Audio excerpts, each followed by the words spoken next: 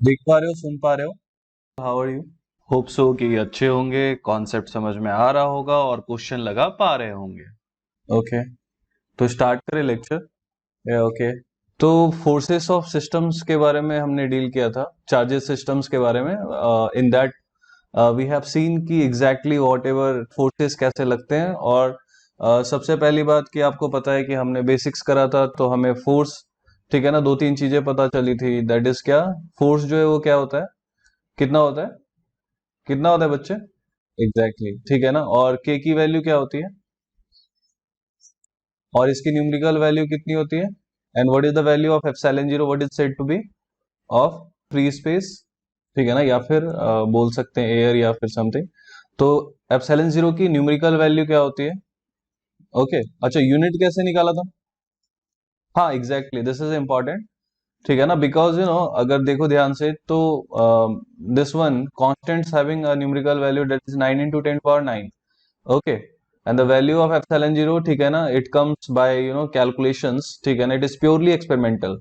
Okay, जैसे gravitational law निकाला था, आपको पता है लॉ क्या होता है? लॉ जैसे ग्रेविटेशनल कांस्टेंट होता है वैसे ही, ठीक है ना, परमिटिविटी ऑफ फ्री स्पेस होता है। अंडरस्टूड ना? सो दिस इज एप्सिलॉन जीरो का यूनिट क्या हो जाता है बच्चे? यूनिट क्या हो जाता है? यूनिट के बारे में बताए थे क्या हम? नहीं बताया था क्या? तो force is equal to 1/4 pi epsilon zero a into Q1 Q2 by R square. So what is the unit of Q1 Q2? Yeah, so Coulomb square. Okay, and this one is R square, that means meter square. Yeah, if we have to calculate the unit of epsilon zero, what we have to do right now? ठीक है ना, हम लोग थोड़ा सा algebra तो पता है हम लोगों को, एंड दिस इज न्यूटन, ठीक है, दिस इज न्यूटन। सो इसको इधर भेज दो, एप्सिलॉन जीरो को इस साइड भेज दो और न्यूटन को इधर ले दो, ले आओ। तो फिर क्या हो जाएगा, कूलम स्क्वायर पर न्यूटन मीटर स्क्वायर। समझ गए क्या? समझ गए क्या? कोई दिक्कत? हाँ, तो फिर और एक यूनिट होता है दैट इज फैराड पर मीटर। जब आप कैपेसिटर पढ़ेंगे तो वहां पे कैपेसिटर की यूनिट फैराड होती है, ठीक, in that term we can discuss. But अभी आपको सिर्फ इतना याद रखना है कि एप्सिलॉन जीरो की यूनिट जो होती है दैट इज अंडरस्टूड ना बच्चे? या if you wanna, yeah, if you wanna, you can take the screenshots, ठीक है ना, we will go further, ठीक है। moving to the next, मतलब exactly I have done you know 2 or 3 problems in the previous class, understood, ठीक है। yeah, forces के बारे में डील किया था कि हमने फोर्सेस के बारे में क्या बोला था कि दो चार्जेस के बीच में लगेगा तो फोर्स ऑफ अट्रैक्शन या फिर फोर्स ऑफ रिपल्सन कैसा लगेगा, तो it is a centralised force, you know, remember, either it is attractive in nature, either it is repulsive in nature, understood na? Yeah, right now it's good. Yeah. So that depends upon the nature of the charge. Okay. So if the like charge is there, so the force should be good. And unlike charges, you know, if this is positive and this is also positive, then the force should be repulsive in nature. ठीक है ना? And this is negative and this is positive, so attractive. And this is negative and this is negative, also repulsive. Understood? Yeah, like charges repel and unlike charges. And you know, moving to the next topic, we have discussed also a term that is you know centralized force system. Understood? कि force हमेशा charges के central point पे act करेगा। Remember, nature of force should be either attractive repulsive, ठीक है ना, and it works on the principle of action reaction pair. Remember, so in that term we have that electrostatic force, ठीक है ना, का nature जो है वो कैसा होता है, एक्शन रिएक्शन होता है, ठीक है। सो इतनी बातें हमने करी थी प्रीवियस लेक्चर में, तो एक बात और जोड़ दे रहा हूं कि एक्शन रिएक्शन पेयर होता है, ठीक, न्यूटन थर्ड लॉ को मानता है, ठीक है। चलो, अच्छा, हमने एक बात और बोला था कि you know compare between electrostatic force and किस में कंपेयर करोगे? ग्रेविटेशन में किया था क्या? बिकॉज बोथ आर, ठीक है ना, centralised force system and both are action reaction pair, both are belongs to NLM third law. Okay, चलो आगे बढ़ते हैं। तो अभी जो है वो, ठीक है ना, एक क्वेश्चन सॉल्व करेंगे। Suppose I have taken 3 positive charge and this is equilateral triangle of side A and right now हमें बताओ कि इस चार्ज पे फोर्स कितना लगेगा, ठीक है ना। This is position A, position B, and position C. So find out the force, ठीक है ना, on the charge which is at position C. Understood the question? Find out the amount of force acting at position C. Solution start करे क्या? तो फिर यहाँ पे देखो, अच्छा यहाँ पे चार्ज क्यू है, यहाँ पे क्यू चार्ज है, ठीक है ना, इन दोनों के बीच का फोर्स कैसा होगा? Attractive repulsive. गुड। तो रिपल्सिव होगा तो फोर्स की वैल्यू क्या हो जाएगी? And again this one force, this one is charge and this one Q charge, also both having the same magnitude. कैसा होगा? अच्छा ये एंगल कितना होता है, तो ये भी कितना होगा? तो दोनों दोनों सेम अमाउंट के फोर्स हैं, ठीक है, दोनों सेम अमाउंट के फोर्स है, दिख रहा है। तो फिर रिजल्टेंट कहीं इसके बीच में होगा, सेम अमाउंट का फोर्स है तो रिजल्टेंट कुछ इसके बीच में होगा। By vector method you can calculate it. Net force क्या हो जाएगा? नेट फोर्स क्या हो जाएगा? सो cos 60 एंड 2 को डायरेक्ट कटा दूं, क्या √3f आ रहा है? √3 k² भाई। चलो ठीक है, इस पे निकाल के बताओ जल्दी से। Find out the net force, find out the net force at C position. Okay, question समझ में आ गया? फटाफट करेगा, धीरे धीरे क्वेश्चन का स्टैंडर्ड बढ़ाते जाऊंगा, बस मेरे को पता चल जाए तुम लोग फ्लो में आ गए हो तो। ठीक है बच्चे, समझ में आ रहा है सारा? खुद से करने पे हो रहा है ना अभी प्रॉब्लम्स? मैं बताऊं अभी, बेटा डिस्टेंस पे डिपेंड करते हैं। देखो फोर्स की बात है ना, ठीक है ना, हमेशा दो चीज पे डिपेंड करती है, एक तो चार्ज और उन दोनों के बीच का सेपरेशन। ठीक है, मान लो ये Q1 है और ये Q2 है, दिख रहा है आपको स्क्रीन पे? हाँ, इनका मैग्नीट्यूड हमेशा प्रोडक्ट ऑफ चार्जेस, पहले ही क्लास में हमने डिस्कस किया था ना, that depends upon product of charges. Purely experimental observation था, तो इन दोनों के मैग्नीट्यूड पे डिपेंड करेगा। आपका कूलम्स लॉ यहीं से स्टार्ट होता है ना, आप लोग होमवर्क नहीं कर रहे हो अच्छे से ना? हाँ, तो दो चीजों पे डिपेंड करता है, ठीक है ना, एक तो प्रोडक्ट ऑफ चार्जेस मतलब मैग्नीट्यूड ऑफ चार्जेस पे डिपेंड करेगा दोनों, एंड आफ्टर दैट हमेशा सेपरेशन पे डिपेंड करेगा। अब देखो यहाँ पे ए और सी के बीच का सेपरेशन कितना हो जा रहा है? √2a। हाँ, तो फिर यहाँ पे आर के जगह √2a का स्क्वायर करना है। Understood? That means 2a²। Understood ना? हो गया? What is the value? अजीब सा आ रहा है? अच्छा ठीक है, तुम्हारे अजीब को मैं पूरे के पूरे डाटाज में कन्वर्ट कर देता हूँ, डोंट वरी। या सॉल्यूशन स्टार्ट करूँ? ओके ओके, तुम कर लो, ठीक है ना? ठीक है, तुम्हारा कितना आ रहा है? अजीब सा आ रहा है? ओके, सो सी है, ठीक है, सो एग्जैक्टली, ठीक है ना? चलो बी और सी के बीच का डिस्टेंस कितना है? ए, ठीक है ना, एंड डी और सी के बीच का डिस्टेंस ए है, तो अगेन और ये क्यू और ये क्यू दोनों मिलके कितने हो गए? कैसा नेचर होगा फोर्स का? नेचर कैसा होगा फोर्स का? या, तो क्या मैं डायरेक्शन सही लिखा हूं? या, एंड यू नो डी और सी मतलब ये वाला चार्ज और ये वाला, दोनों का नेचर कैसा होगा फोर्स का? अट्रैक्टिव या रिपल्सिव? या गुड, तो क्या डायरेक्शन सही है? तो क्या मैं दोनों को, दोनों फोर्स को देख पा रहा हूँ, दोनों का सेम मैग्नीट्यूड है, तो फिर मैं एफ लिख दे रहा हूँ यहाँ पे। अब यहाँ पे देखो ए और सी के बीच का सेपरेशन है 2a, √2a, तो इसका डायरेक्शन कैसा हो जाएगा? 45 डिग्री पे। तो k² बाय √2a का whole square, that is 2a²। Understood ना? अब थोड़ा सा ध्यान दे दो यहाँ पे, ठीक है ना, ये फोर्स है और ये भी फोर्स है, तो दोनों जब टूटेंगे और दोनों इक्वल है तो कितने पे टूटेंगे? क्या ये फोर्स भी इसी डायरेक्शन में आ जाएगा 45 डिग्री पे? समझ पा रहे हो? एग्जैक्टली exactly, ठीक है ना, तो ऐसे ही तोड़ दो, तो फिर ये क्या हो जाएगा? एफ है और एफ है, तो रूट अंडर, तो √2f हो जाएगा वो, और प्लस ये कितना है? f/2, ये हो जाएगा आंसर। क्या बातें समझ में आई? नहीं समझ में आई? नहीं समझ में आई? दस मच। और ये फिर तुम इसको ऐसे भी लिख सकते हो अगर तुम्हें गणित इतना ज्यादा पसंद है। ठीक है, आ गया? अजीब सा आया क्या? ओके ओके, चलो ठीक है, कोई नहीं। सिस्टम ऑफ पार्टिकल्स वाला कोई क्वेश्चन सॉल्व किया था क्या हम लोगों ने? ठीक है ना। मान लो ये हेक्सागोन है, ठीक है। मान लो this one is a hexagon, सुनाई दे रहा है ना, ठीक है। तो यहाँ पे एक चार्ज रखा हुआ है। अच्छा ये थोड़ा टफ हो जाएगा शायद तुम लोगों के लिए, तो उसके पहले जो है मैं थोड़ा इसको डिस्कस करूँ। अच्छा चलो, यहाँ पे क्यू है, यहाँ पे भी क्यू है, यहाँ पे भी क्यू है, ठीक है। पहले ये क्वेश्चन कर लूँ उसके बाद जाएंगे उस पर, ठीक है ना। और यहाँ पे एक चार्ज रखा क्यू, ठीक है ना, उनके सेंट्रॉइड पे। So right now you have to calculate net force on centre, find the net force on centre, ठीक है।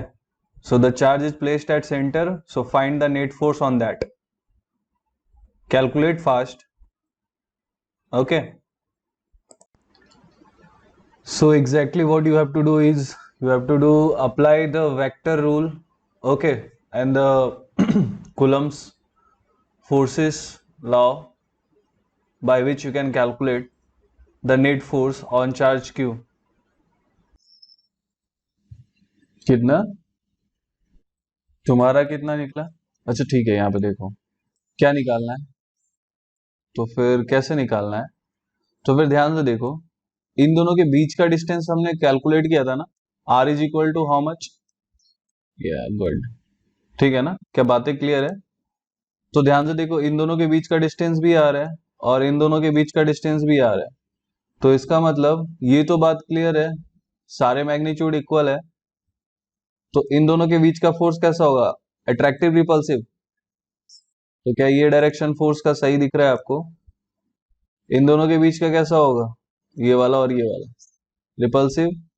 Again the direction of force is this, इन दोनों का फोर्स का डायरेक्शन।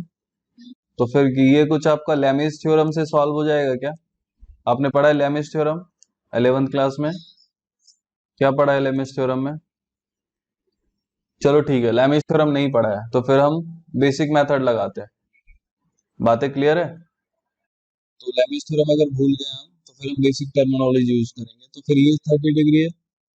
अब ठीक है, ये क्यू था ना बच्चे, और ये बाकी सारे क्यू थे, तो एफ की वैल्यू क्या हो जाएगी, K Q Q by R square होगा क्या, ठीक है। तो ये भी फोर्स ऐसा कुछ रहेगा, वैल्यू सेम रहेगा मैग्नीट्यूड, और ये भी फोर्स कुछ ऐसा रहेगा, वैल्यू सेम रहेगा मैग्नीट्यूड में, that is K Q Q Q by R square, ठीक है। इसका भी वैल्यू सेम रहेगा। अब ध्यान से देखिए यहाँ पे, तो थोड़ा बहुत अगर लेमिस थ्योरम भूल गए हैं तो फिर फट से, ठीक है ना, एनालिटिकल मेथड लगा देंगे फट से, ठीक है ना। This is 30, so this is how much, and this is 30 also, by alternative this is also, understood ना। तो ये भी 30 और ये भी 30, कोई दिक्कत, बातें समझ में आ रही है ना, पूरा पिक्चर क्लियर है। सो दिस इज, हाँ इसका कंपोनेंट हम ले लेंगे एफ कॉस 30, और इधर क्या हो जाएगा, एफ साइन 30, और इस वाले फोर्स का कंपोनेंट इधर ले लेंगे, हॉरिजॉन्टल में क्या हो जाएगा एफ कॉस 30, और वर्टिकल में क्या हो जाएगा, हॉरिजॉन्टल इस फोर्स, ये वाले फोर्स का कंपोनेंट एफ कॉस 30 हो जाएगा हॉरिजॉन्टल में, और वर्टिकल में क्या हो जाएगा। अब ठीक है,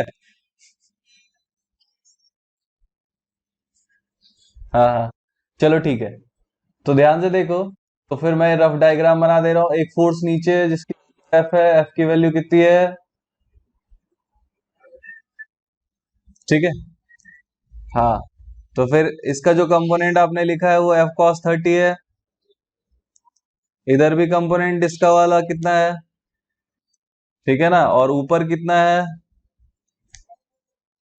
और उसका वाला दिख रहा है, कोई दिक्कत।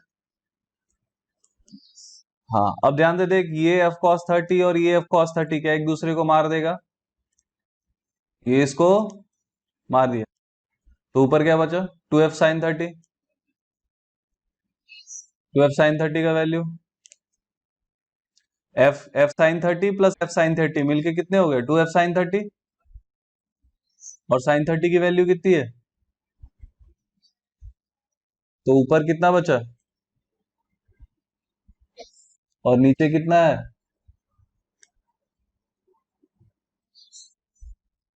तो टोटल फोर्स कितना हो गया, एफ एक्स क्या हो गया, एफ वाई क्या हो गया,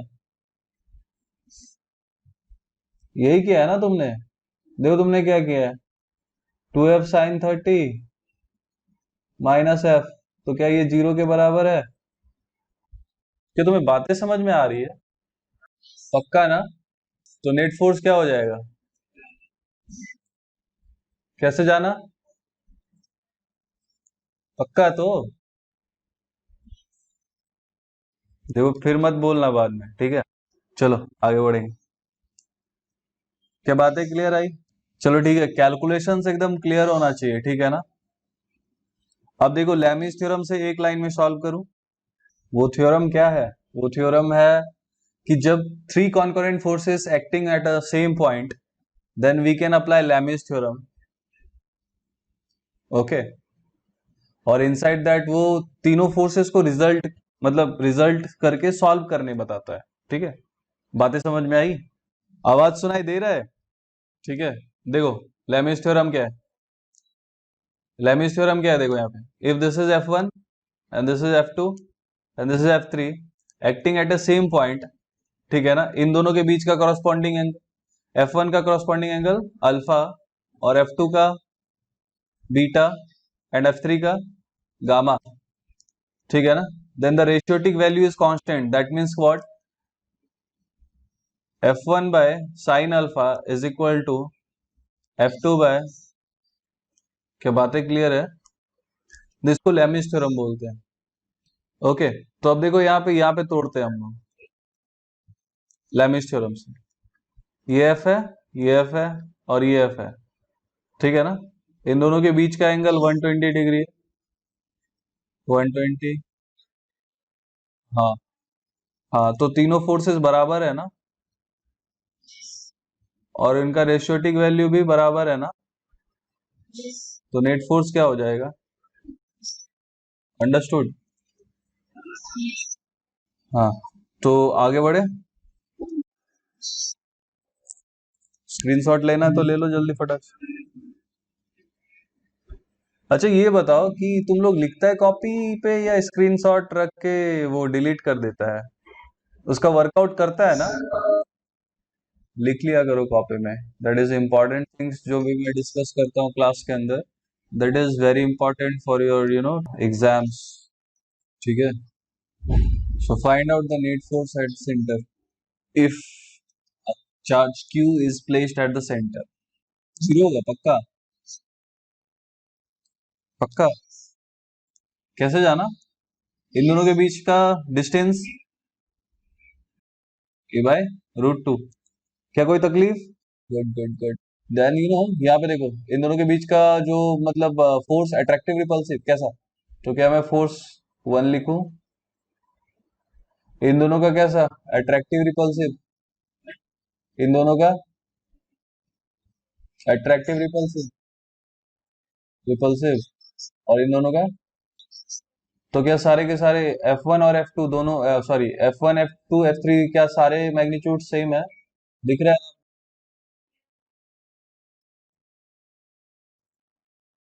ठीक है, तो फिर क्या ये और ये दोनों काट देगा एक दूसरे को, बिकॉज दैट स्क्वायर प्रॉपर्टी की डायगोनल, तो क्या ये भी इस दूसरे को काट देगा, क्या ठीक है ना, हाँ, तो अगर आप इसको x लिखेंगे तो ये y हो जाएगा, ठीक है ना, या फिर इसको x लिखेंगे तो ये y हो जाएगा, तो फिर अकॉर्डिंगली दैट ठीक है ना, जो भी डायगोनल 1 है वो नेट जीरो आ रहा है, वो भी जो भी फोर्स नेट डायगोनल 2 हो रहा है वो भी जीरो हो रहा है, तो दोनों का नेट फोर्स क्या हो जाएगा, जीरो हो जाएगा, अंडरस्टूड ना,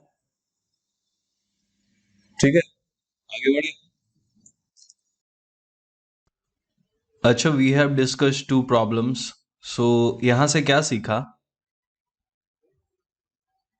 एग्जैक्टली क्या सीखा यहाँ से? We have discuss two problems, ठीक है ना, we have deal with system of problems, so यहाँ से क्या सीखा?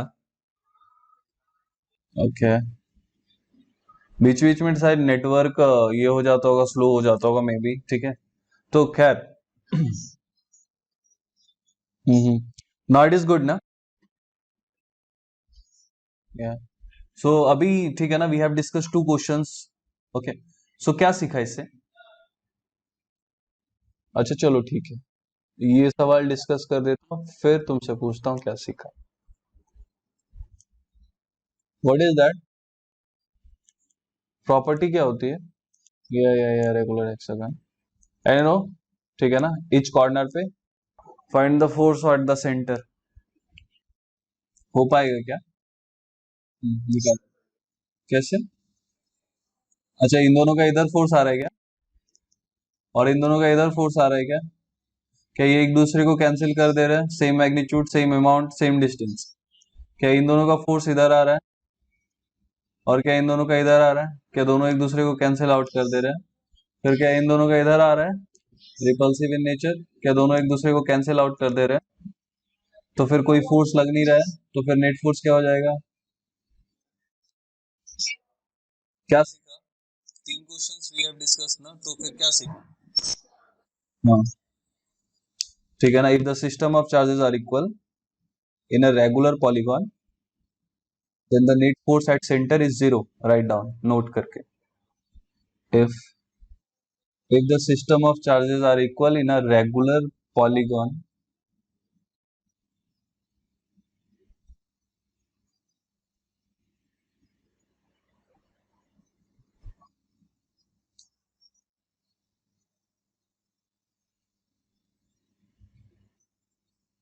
then the net force at center is zero। ठीक है। हम्म, चलो सही है, आगे बढ़े।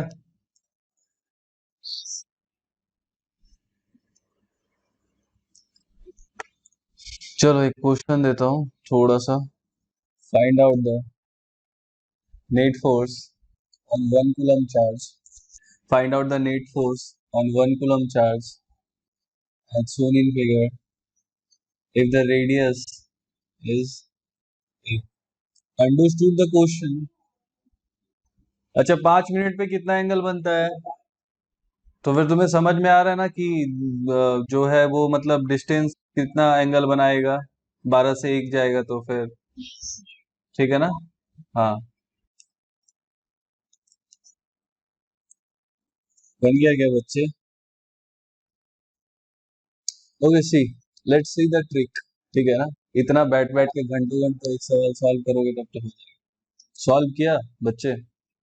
अच्छा ठीक है, यहाँ पे देखो, चलो यहाँ पे देखो, this one is 12 coulomb and this one is 6 coulomb. तो तुम्हें पता है ये भी पॉजिटिव है, ये भी पॉजिटिव है, सारे के सारे पॉजिटिव चार्ज है, तो नेचर ऑफ फोर्सेस हमेशा कैसा होगा? तो फिर देखो यहाँ पे फोर्स इज इक्वल टू क्या होता है, के Q 1 Q2 by R square. तो अगर यहाँ पे 1 कूलम दिया हुआ है, यहाँ पे 12 है, इसका मतलब ये हो जाएगा 12 K बाई ए स्क्वायर, दिख रहा है? और ये क्या हो जाएगा, 6 K बाई ए स्क्वायर हो जाएगा। ठीक है ना। तो अब देखो यहाँ पे, जब आना ऐसा ही है तो मैं फिर डायरेक्ट लिख दूंगा, ये 12 है, ये 6 है, इधर 12 K आएगा बाई ए स्क्वायर और इधर क्या आएगा, 6 K बाई ए स्क्वायर।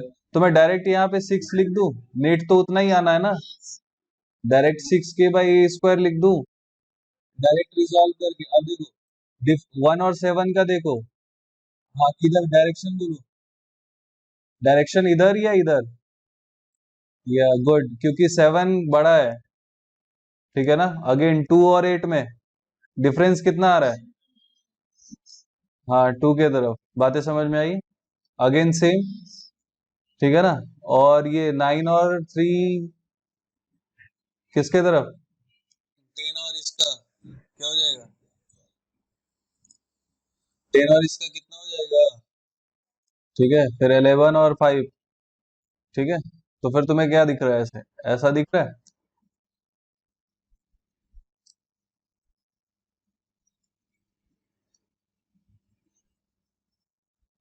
क्या इसको रिजॉल्व करना आसान है? ठीक है ना? ये 60 है, ये 30 है, दिख रहा है? ये 30 है, ये 60 है, दिख रहा है? हाँ, तो फिर इसको तोड़ लो। देखो ये वाले कंपोनेंट को तोड़ो। ठीक है ना? इतना इतना ज्यादा टाइम लगा रहे थे, कितना आसान सा सवाल है ये। हाँ, ये एग्जैक्टली एग्जैक्टली। तो ये क्या हो जाएगा? एफ कॉस 30, दिख रहा है? इसको तोड़ रहा हूं, इसको इसको दिख रहा है? अब इसको तोड़ता हूं। ठीक है ना? तो ये क्या हो जाएगा फिर से? F cos 30। अब इसका साइन कंपोनेंट जो है वो टूट जाएगा, दोनों एक दूसरे को कैंसिल आउट कर देगा। देखो यहाँ पे, यहाँ पे देखो, यहाँ पे एफ साइन 30 आ जाएगा, और नीचे भी क्या आ जाएगा? F sine 30। तो दोनों एक दूसरे को कैंसिल आउट कर देगा। समझ पा रहे हो?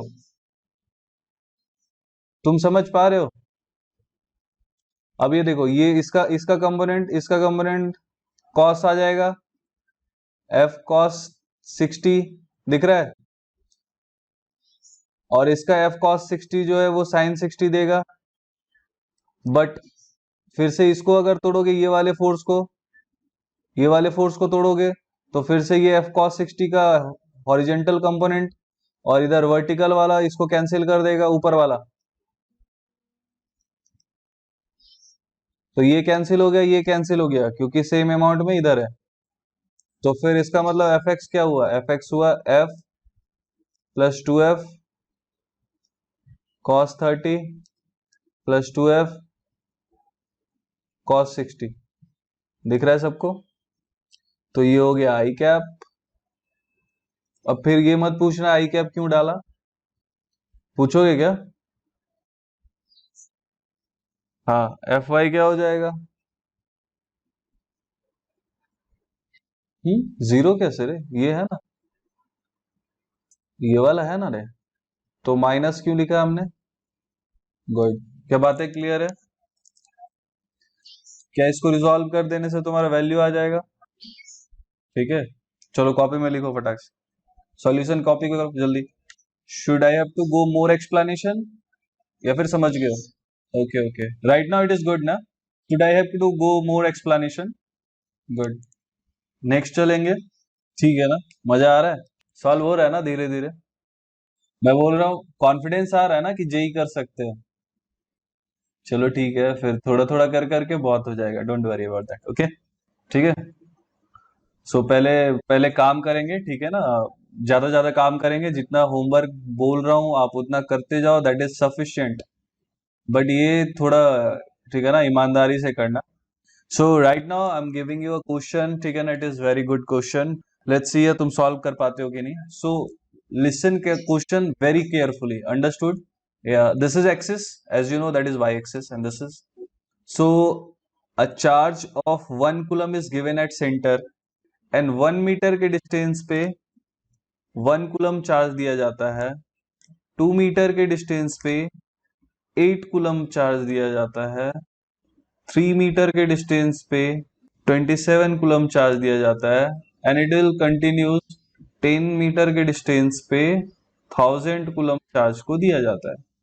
Understood the question? Okay, so listen, a 1 coulomb charge is placed at the center and 1 metre के डिस्टेंस पे 1 कूलम, 2 मीटर के डिस्टेंस पे 8 कूलम, 3 मीटर के डिस्टेंस पे 27 coulomb, and it will continues up to 10 metre. 10 metre पे 1000 coulomb charge दिया जाता है। Understood? So find the net force at origin. आपको बताना है कि 1 कूलम जो ऑरिजिन पे प्लेस्ड है उस पे कितना फोर्स लगेगा, net force. Tell me the answer within K, in the term of K. How much? Good, good, very good. Exactly, see. So see, the easy trick is, that is 1 coulomb charge, and all charges are positive in nature. तो सारे forces add होंगे इस direction में, remember? हाँ, तो net force क्या हो जाएगा? 1 square plus 1 square by 8/2 square, and that is 27/3 square plus, it will goes on continue. Remember, that is the formula. you can take k common, and that is 1 by 1, and that is 8 by 4. ठीक है ना? And that is directly लिखो 27 by 3, and it will continue to, what is the value of sum of n numbers? Sum of n numbers, n into, understood? So this is the last term, that is 10 into 11 by 2, that is 55. So see, it's so much easy. ठीक है ना? Within 30 seconds that you can, ठीक है ना, produce the answer. Okay? Yeah, exactly. Next, clear करूँ? We will go for the further question. ठीक है? If I say, that is same question again. That is 1 coulomb, and this much is 1 coulomb and 1 meter, and this is 2 meter, but the charge is 16 coulomb, and this much is 3 meter, 81 coulomb, and it will continue up to 10 meter, and the value of that is not. What is the value of force 1 coulomb? 385 k. Yeah, it is nothing but it is a logical question. That's it. अगर आपने sequence and series पढ़ा होगा तो mathematical analytics के through आपने कई सारे ऐसे सीरीज वाले क्वेश्चंस किए होंगे. ठीक है? And the simply term is given. This is 2 to the power 4, and this is 3 to the power 4, and this is 10 to the power 4, and this is 10. No problem, we will go. ठीक है ना? Starting we will go slow. Starting में defensive खेलना सही होगा. Starting से attacking खेलोगे तो बोल्ड हो जाओगे फट से. अंडरस्टूड? Simple logical thing. ठीक है ना? Remember all this datas, remember you have to, ठीक है ना, you have learning physics, but with in ठीक है ना, with in the help of mathematics, always remember this terms. Understood? ये ये न्यूमेरिकल वैल्यूज आपको याद होना चाहिए. 2 टू पावर 2 क्या होता है, 2 टू पावर 3 क्या होता है, ठीक है, 3 क्या होता है, 3 का स्क्वायर क्या होता है, 3 का क्यूब क्या होता है. Okay, and one more thing, logarithm का सीरीज क्या होता है, ठीक है ना.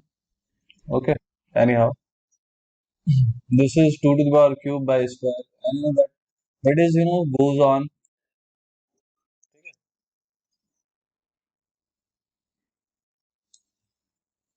तो यहाँ पे क्या हो जाएगा, 1 हो जाएगा, और यहाँ पे क्या हो जाएगा, 2 का स्क्वायर बचेगा.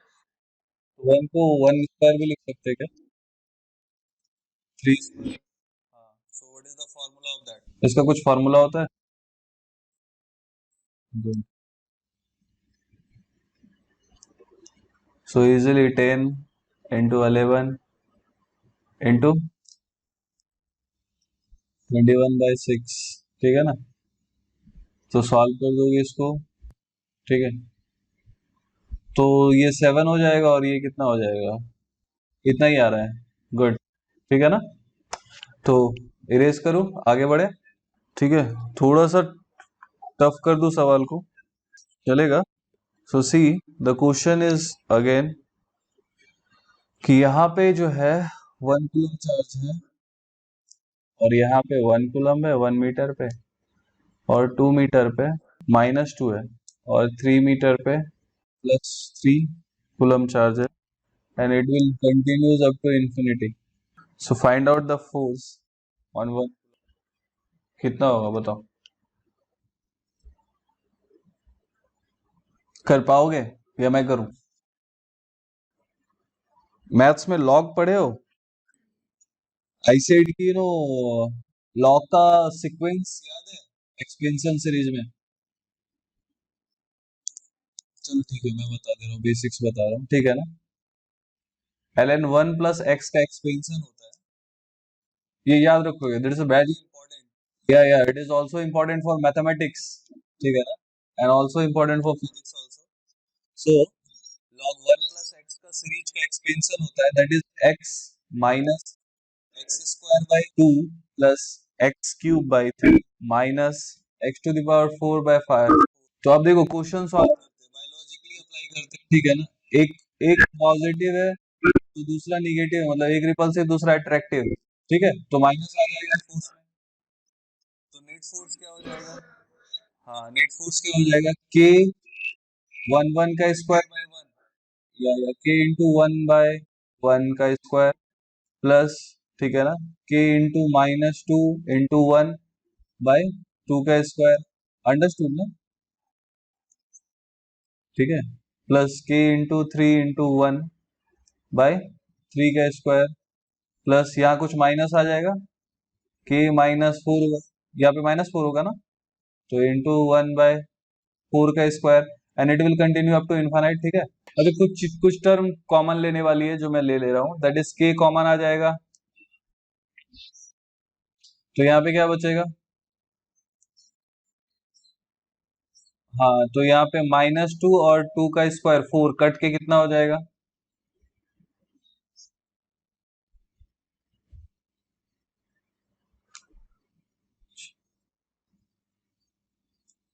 माइनस फोर बाय फोर का स्क्वायर है और ये इन्फानाइट तक जाएगा। ठीक है, तो के इंटू क्या हो जाएगा, minus one by to and that is plus one by three minus one by four plus ये। तो अब देखो, ध्यान से देखो, क्या वैल्यू पुट करने पे ऐसा वैल्यू आएगा, दोनों सीरीज को मिलाओ, एक्स की, हाँ एक्स की क्या वैल्यू पुट करे कि ऐसा एक्सपेंशन आएगा। ठीक है ना, if I put X is equal to one, तो ये एल एन टू हो जाएगा, is equal to one minus one by two plus one by three minus one by four plus it is up to infinite, so it is the purely L N two, H C Verma का, ठीक है ना, question, that is K into L N two. ठीक है, ये हो जाएगा तुम्हारा आंसर, और के की वैल्यू तुम्हें पता है, nine into ten to power, and what is the value of L N two,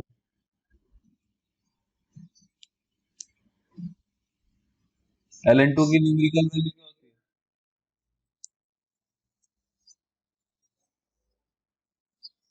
ठीक है, सो बहुत आसान आंसर है। ठीक है, and it is a very important question. हाँ तो चलो तुम लोग ये क्वेश्चन को कॉपी में लिख लो पूरा ईच एंड एवरी वर्ड, और जो फिर हमने हाईलाइट किया ये फॉर्मूला भी लिख लो। ठीक है ना, ये that is a very although important, also remember the value of ln2 in series also and in numerical value also। I said कि always try to remember the value of ln2, ठीक है ना, in series and also in numerical value। इसको क्या बोलते हैं, expansion बोलते हैं, series expansion, it is called expansion. लिख लिया, आगे बढ़े, चलो ओरली बोलो फटाक से, ओरली बोलो। So what is the force on the charge q? Good। Net force on centre क्या हो जाएगा, बिकॉज वी नो दैट ठीक है ना, रेगुलर पॉलीगॉन पे अगर कोई भी फोर्स, अगर सिस्टम ऑफ पार्टिकल्स जो है वो इक्वल हो, इक्विवेलेंट हो, तो फिर net force at centre zero होता है। ठीक है, so we will go for the next question, entire system could be electrostatic equilibrium। So पहला बीट है, what you have to what is the sign, ठीक है ना, what should be the sign of charge Q, तो हमें ये identify करना है कि either it is positive charge और negative charge. Next, first bit, net force on HQ is 0, that means what is the value of that, such that net force on HQ is 0, understood, and second bit is net force on HQ is 0, small q, so calculate it। अच्छा ये question time taking है, ठीक है ना, आप screenshot लेके हमें homework करके लेके आना, ठीक है, because previous class we have done this, ठीक है ना, so take your time and solve it in home, ठीक है ना, take the screenshot and after that, ठीक है ना, put this question in homework। Okay, so read the question carefully, that is two identical small charge particles each having mass m, so length of each string is l and angle made by any string with vertical is theta, find the magnitude of charge, that is two identical balls having q and charge m, and Q M charge that is very near by, length of the string L दिया हुआ है, और find the magnitude of charge on each sphere. कैसे निकालोगे? Exactly, yes, remember that, 37 degree with vertical. Yeah, exactly. Yeah, do it fast. Let's see. Same आ रहा है तो. So I mean the question is so simple, ठीक है ना? As you know that कि both charges identical, so this is Q and this is also Q, and this is length L and this is also length L. So it will, in the question, that is, the concept is given that कि vertical से theta angle बनाता है, सो दोनों vertical से theta angle बनाते हैं। क्या बातें क्लियर है? अब इसकी मास है m और मास m है, तो फिर जो जो आएगा फिर फ्री बॉडी डायग्राम से रिजॉल्व करेंगे। ठीक है, बातें समझ में आ रही है?